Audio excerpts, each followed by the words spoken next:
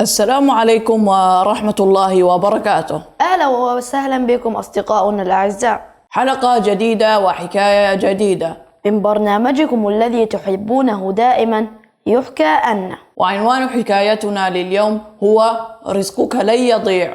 وتدور أحداث حكايتنا في بغداد في عصر من العصور القديمة، وتقول الحكاية أن كان هنالك رجل غني، وكان يعمل كتاجر يسافر بين البلدان، وكان يملك الكثير والكثير من الأموال والجواهر، إلا أنه في مرة من المرات تعرض إلى السرقة، حيث قطع عليه أحد اللصوص الطريق وقام بسرقة كل ما يملك من أموال وثروة. فقد كان الرجل يضعها في صندوق خشبي كبير، لكن اللص استطاع يسرقها منه ولم يدع له أي شيء. فرجع الرجل إلى بغداد وهو لا يملك ولا دينار واحد. فقابله أحد الأصدقاء وحكى له القصة، وكيف أنه أصبح فقيرا ولا يملك شيء. فقال له صديقه: لا تقلق ودع إيمانك بالله قويا. ثم أضاف: واعلم أن رزقك لن يضيع، وستأخذه إذا كتبه الله لك، فلا تقلق. مرت الأيام وكان الرجل في أشد حالات الحزن، لكن مع انقضاء الأيام والشهور بدأ ينسى ما حدث له، وعاد للعمل من جديد، لكن بصعوبة كبيرة. وفي يوم من الأيام كان ذاهبا إلى العطار، حيث كانت زوجته حامل، فذهب إلى العطار في بغداد ودفع له 10 دنانير لشراء عطر معين، حيث كان يستخدم عند الولادة، وكان هذا المبلغ هو كل ما يملكه ذلك اليوم. فأخذ الرجل زجاجة العطر وهم بالعودة إلى زوجته، وبينما هو في الشارع سقطت منه الزجاجة فانكسرت وتشتتت على الأرض، واختلط العطر مع التراب، فوقف الرجل مصدوما وأخذ يبكي بكاء شديدا، ثم قال: والله لقد آلمني ذلك ألما شديدا. وأضاف: لقد كنت في قافلة منذ 3 سنوات، وكان معي صندوق خشبي كبير، هذا الصندوق كان به 4000 دينارا، ومعها الكثير من الجواهر والكنوز، قيمتها أكثر من 4000 دينارا. فسرق مني الصندوق وحزنت جدا على ذلك، لأنني بعدها أصبحت فقيرا، لكنني لم أحزن عليه مثل ما حزنت الآن على ضياع هذا العطر، والذي اشتريته بآخر دنانير كانت عندي، لأن زوجتي ولدت الليلة ولدا، وكانت في أشد الحاجة إلى هذا العطر. فماذا أفعل؟ وواصل في البكاء.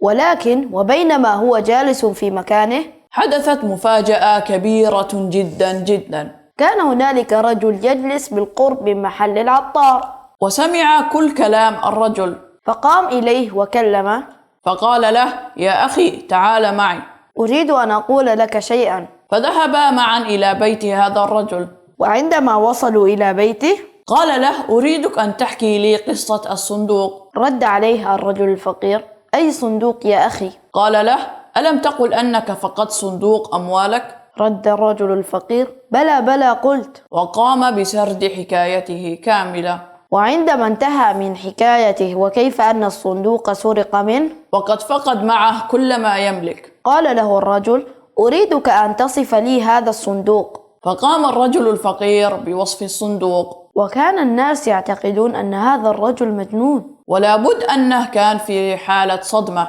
خصوصا أنه فقد 10 دنانير وزجاجة العطر، لكن الرجل الفقير وصف الصندوق وكل ما يحويه من مجوهرات ونقود. فحدثت المفاجأة. لكن ترى ما هي يا أصدقاء؟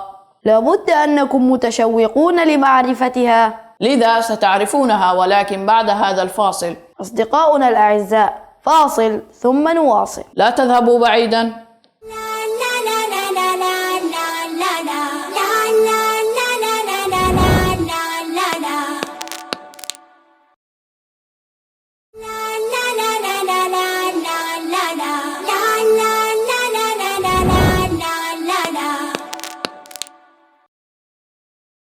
أهلا ومرحبا بكم مجددا يا أصدقاء. عدنا لكم بعد الفاصل لنواصل في حكاية اليوم المشوقة، والتي هي بعنوان رزقك لن يضيع. كنا قد توقفنا في وصف الفقير الصندوق، والناس كانوا يضحكون منه، إلا أن الرجل كان يستمع إليه باهتمام. وعندما انتهى من وصف الصندوق قام الرجل بالذهاب إلى غرفة بيته، والناس متجمهرون لمعرفة ماذا سيحدث. أخرج الرجل معه صندوقا من غرفته، وكان هو نفس الصندوق الذي وصفه الرجل الفقير. فتعجب الناس من ذلك. قال الرجل للفقير: لقد كان وصفك دقيقا. وأضاف: هل هو هذا صندوقك؟ رد الفقير وعيناه تدمعان: نعم نعم، هو هذا. فأعطاه الرجل صندوقه، وكان فيه الأموال والمجوهرات كما هي. فما كان للفقير إلا بالجلوس على الأرض، فلم يصدق نفسه وما يحدث، فسجد شكرا لله والدموع تجري من عينيه. فبدلا من بكائه على ضياع العطر،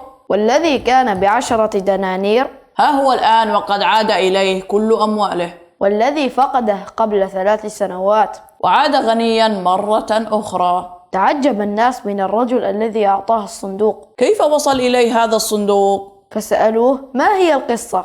قال لهم: لقد كنت أعمل كجندي من جنود الحراسة في هذه البلاد، وقد كنت مكلفا بالتجول في الليل لحماية منطقة معينة من اللصوص، وبينما أنا كذلك لمحت رجلا من بعيد فاقتربت منه لأعرف ما به، لكنه ارتبك وخاف مني، فقام بإلقاء الصندوق وهرب بعيدا، فعرفت أنه لص. فعندما اقتربنا منه نجا بجلده وترك الصندوق.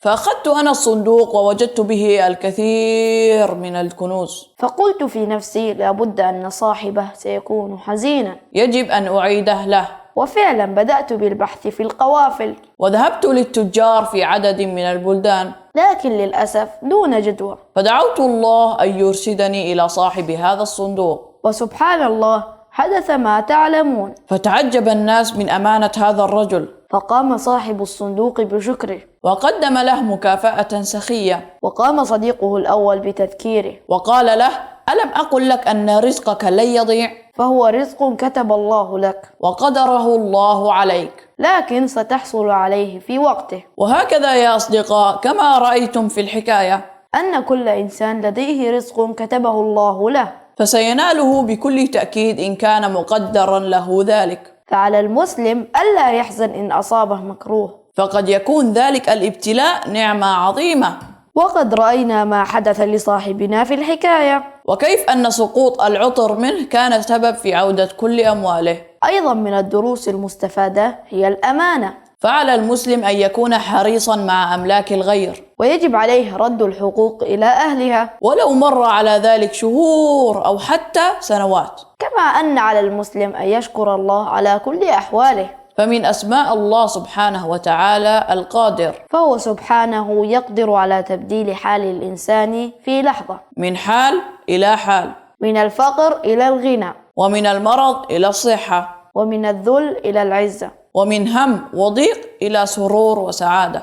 فعلى المسلم أن يحمد الله ويشكره. كانت هذه مجموعة من الدروس والعبر.